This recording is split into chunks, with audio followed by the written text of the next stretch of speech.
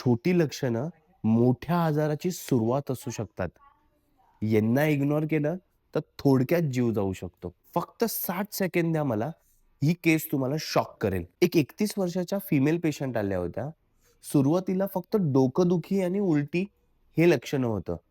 त्यांना वाटलं ॲसिडिटी असेल म्हणून ॲसिडिटीचं औषध घेतलं आणि रात्र काढली. पण दुसऱ्या दिवशी डोकं दुखायचं तर थांबलं नाही, पण डोळे तीव्र दुखायला लागले. तर डॉक्टरांकडे गेलं. त्यांना वाटलं मायग्रेन आहे, म्हणून त्यांनी मायग्रेनची औषधं दिली आणि पाठवलं. 2 दिवस त्यांना बरं वाटलं. पण तिसऱ्या दिवशी परत सारखंच पेन सुरू झालं. तर ते डोळ्यांच्या डॉक्टरांकडे गेले.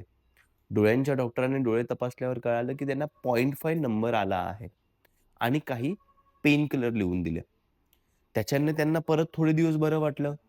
परत तिसऱ्या-चौथ्या दिवशी तसंच पेन, उलटी, डोळेदुखी, डोकंदुखी. फायनली डॉक्टर एम-आर-आय काढतात आणि त्या रिपोर्टमध्ये जे येतं त्याच्याने पेशंटला धडकीच भरते. ब्रेनमध्ये रक्तवाहिनीला फुगा फुटतो.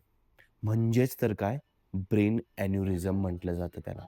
सुदैवाने तो फुगा फुटला नाही आणि जर फुटला असता तर जीव गमवावा लागला असता. लक्षात ठेवा, शरीर छोटी-छोटी लक्षणं देत असतं आणि ती लक्षणं तुम्हाला समजायची असतात. तज्ञ डॉक्टरांकडे जायचंय आणि त्यांचा सल्ला घ्यायचा आहे.